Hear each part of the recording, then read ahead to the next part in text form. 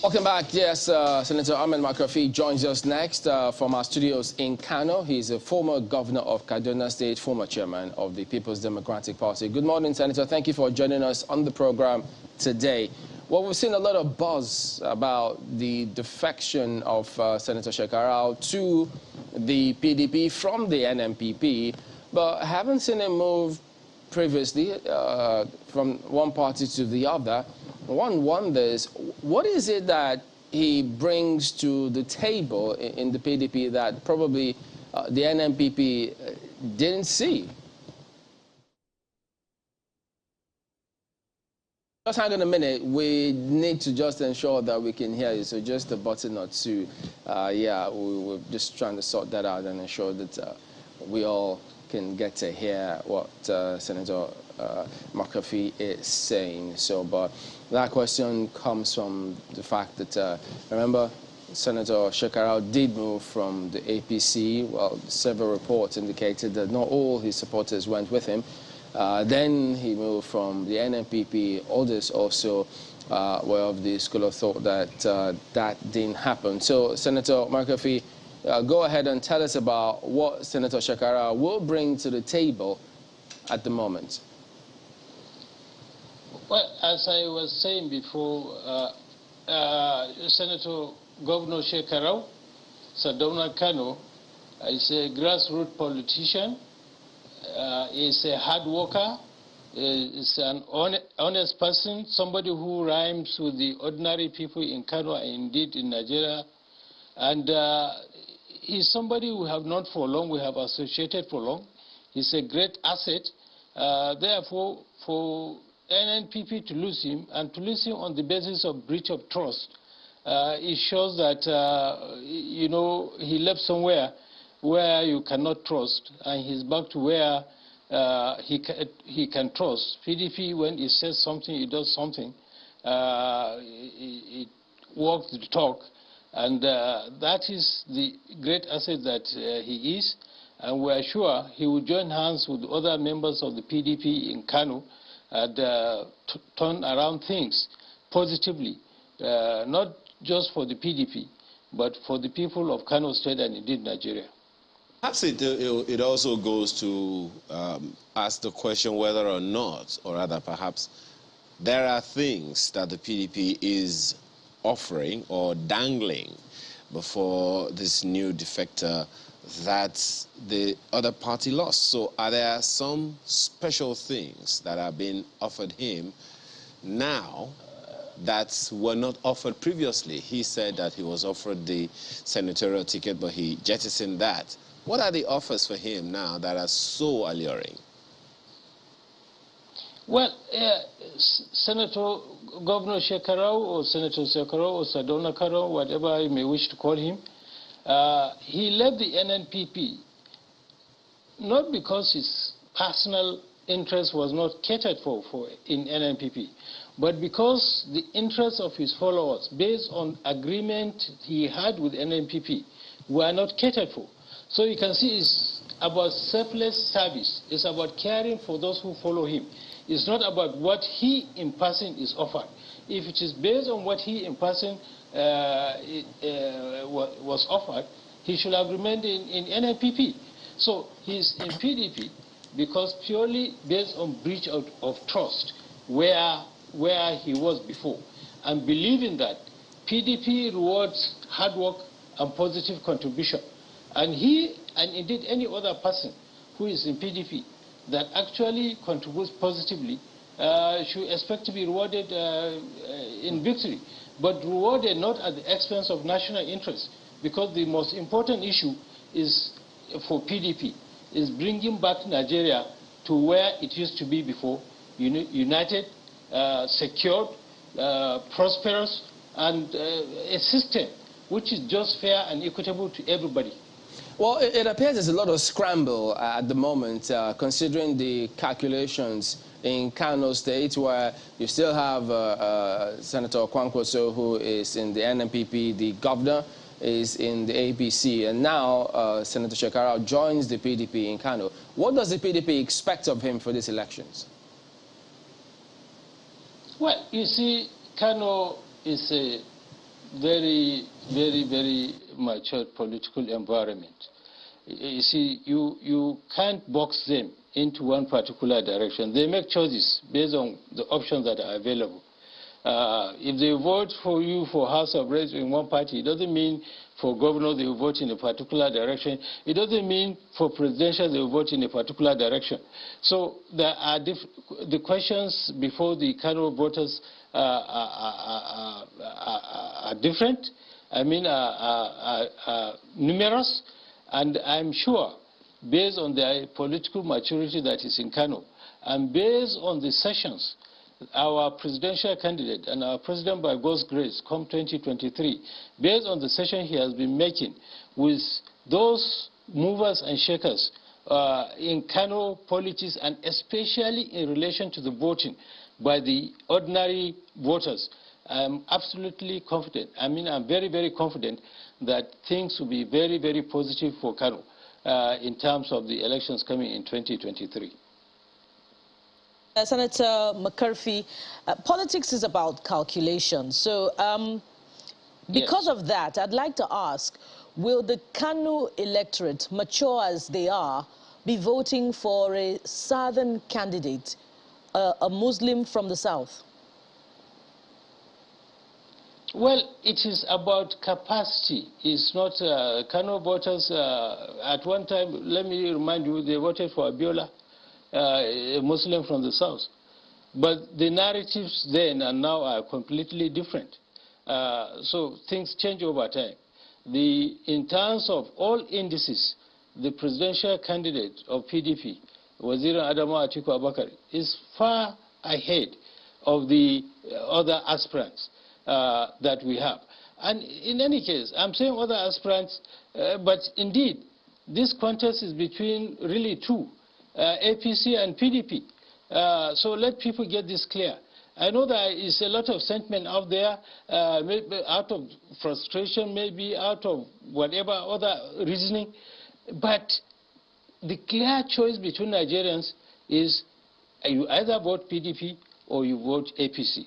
If you vote any other party, you only increase either the strength of the PDP or APC, depending on where that vote comes from. If that vote comes from an area of PDP strength, indirectly you are voting for APC. If that vote comes from APC strong area, indirectly you are voting for PDP. So this is the clear choice that is before Nigerian voters, and it is what people, the issue of Muslim candidate or Christian candidate from South is not the question here. The question is the record of the APC in government, which overwhelmingly Nigerians have rejected and have not given a pass mark. Therefore, the product, no matter even how good it may be, if the mode of marketing it or the package is bad, people are bound to actually run away from it. This is what is before the voters.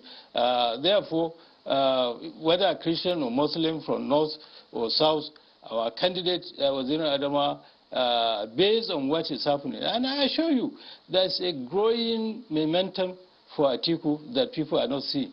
The ones they see, and they talk about. Well, you see, the momentum people don't see until, you know, you go to the polling unit. That's what decides election.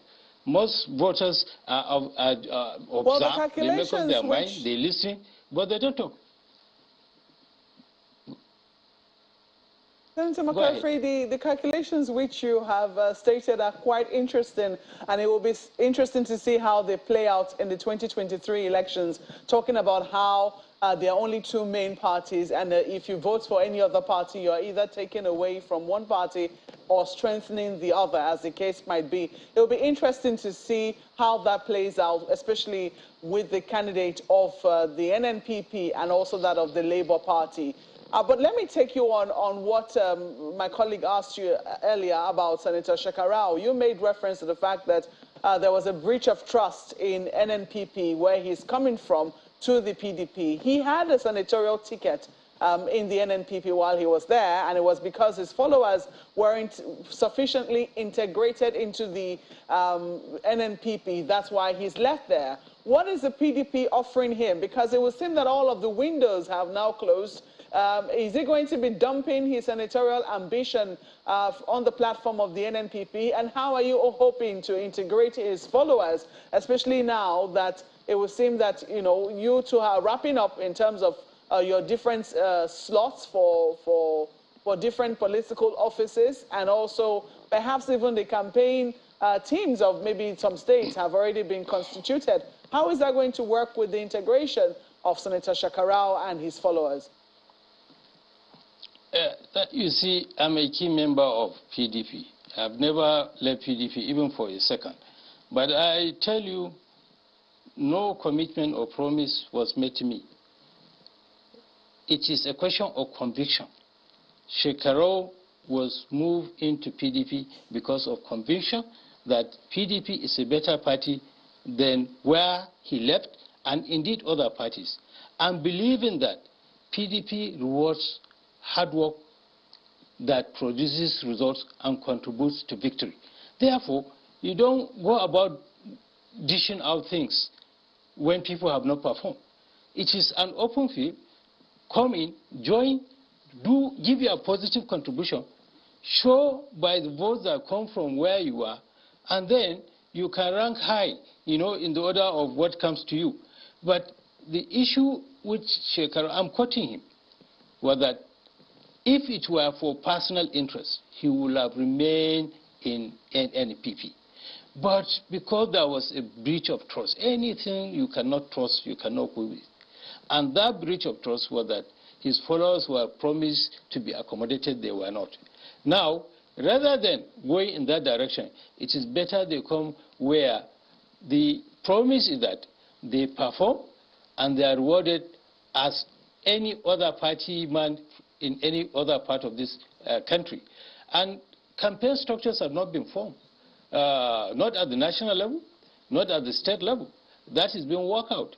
And even if they are formed, you can always amend or alter the structure of campaign structure to take care of developments. I am absolutely confident that even if we form campaign structures tomorrow, we'll be receiving a lot more people before election into PDP. And as we receive, they will be integrated at appropriate levels. That is the elasticity in politics, and that is the elasticity in PDP. So, you're saying that Senator Shekarau has abandoned his senatorial ambition on the platform of the NNPP? He has, in order to make Nigeria better. It's not about what comes to him at this moment. It's about making Nigeria better. And he's willing to partner with us in the PDP to bring a positive change in this country, God's willing, in 2023. And absolutely, I can't speak for Waziri in terms of who gets what. But Shekarau or any other person that does well, I'm absolutely sure the party and indeed our president to be will not overlook that. I'd like to ask you, with respect to the calculations which you have, are you sure that that is really going to work? Because it would seem that a lot of young people, when you look at the voter register, which has recently been released by INEC, we have over 84 million registered voters, 12 million of them newly added to the register, and a huge demographic of that are young people. And it would seem that a lot of young people are eager to try out new things. They would want to try out a new candidate. We've seen what has happened in Kano with the NNPP, even though now we're seeing some divisions there. But if you look at what is happening in many parts of the country and even how the Labour Party has now been structured, are you sure that the PDP doesn't have anything to fear from the candidacy of former Governor Peter Obi? Now, let me tell you, honestly, Nigerian politics is a bit funny, especially politics of the opposition. You see, before APC captured power, the opposition came together. But unfortunately, we have a situation in Nigeria where the opposition breaks up and each one trying to capture power. I want to make a plea to other opposition parties that let them think about Nigeria first and what is good for Nigeria. Let us do what APC did, come together, talk amongst ourselves, and arrive at something that all of us will agree to and bring positive change in this country. Peter Obi, I personally respect me, I respect him. Kwankwaso still is my friend, has always been my friend. I respect him. But the issue is that we should all swallow personal ambition and come for the sake of this country and bring positive change by changing the government that is in power in this country today. Now, about the fears, about the aspiration and frustration of the youth, I am not blaming them, but it's the consequence. When you are frustrated, when you are angry, you may take a decision that can even worsen your situation. That's what I'm saying. If because you are angry, you are frustrated, talk to the one that can listen to you and address your issue. But if you go and take an action which will make the status quo remain, what is the result, of what use was your frustration and anger? You are only worsening your situation. And that is why I'm calling, and indeed many people are calling for reasoning. You know, any decision you take when you are angry tends to, in most cases, to be the wrong decision. So let us pipe down. Let us think well. Let us think of the consequences of our actions and inactions. And definitely, if we do so, we will know that clearly the choice for voters in come 2023 is to vote PDP. And I call on other opposition parties to actually come together. In any case, especially Peter Obi, I know he respects our presidential candidate a lot. He respects many of us. PDP will be home to him. PDP will be home to his supporters. And indeed, Kwankwaso, we all started PDP together. Let us come back home and do the needful for the sake of this country. Veiled message as well to Rivers State Governor. I mean, are you happy with what is going on? Does he have a right to be angry? He has the right to be angry. But as I said earlier, you know, in respect of the youth, decisions based on anger doesn't produce anything positive. I know him, I respect him, I believe we know each other. I know that he has contributed, not just me, many people know he has contributed, but many other people contributed in different ways and manners. And God gives and God takes. We have all looked for something at one particular time. Sometimes we got, sometimes we didn't get, but life goes on. But as I understand it, and as I said previously, it is the post-nomination processes that are issues. Even if that were the issue, decisions based on anger is actually not the way forward. So, and I have always been at the forefront of calling on all sides to allow give and take to come in so that we all come together and bring a positive change. Now, let me say that if PDP were to lose, and I don't believe we are going to lose anyway, even those who are supporting him, who are standing for election, whether it's for governor or it's for Senate or it's House, they also lose. So of what gain, actually? So let us all come together so that we, at the end of the day, we will smile. It's ticking. You don't have all the time in the world to sort out the challenges between the camp or the team of the presidential candidate of your party and the team of Rivers State Governor. So in order to move forward and ensure that all of this is addressed, what other message would you have for both of them and your party members as you inch towards time so that they can address whatever concerns they have amongst themselves? Well, you see, first of all, you know, politics is grassroots. I assure you, at the polling unit level, at the ward level, PDP is very active. Things are happening, irrespective of the crisis that is going on. So a progress is being made. But even at higher level, you know, the party will have to move forward. But as it moves forward, it must leave room for accommodation. It must. Because if you don't, you may not reach, you know, agreement today. Tomorrow you may reach agreement. And when you reach that agreement, what you need to amend, then you come and amend it so that we all go together. Well, speaking of making room for others, it's rather hard to believe that Senator Makarfi has left the NNPP and abandoned his senatorial ticket just for the interests of the party, just for Nigeria to move forward. Hold on, Senator Makarfi. Senator Shekarau, Senator Shekarau. You said earlier, if I heard you correctly, that campaign structures are springing up at the state level. So is he going to be compensated with some form of campaign structure to manage? Campaign structures have not been formed, as I said, at any level officially. But party people have been active, you know, at polling unit level, management, at ward level, at local government level, they have been active. But formal campaign structures are yet to be set up. So he has not lost anything in terms of active placement and participation in the campaign structure.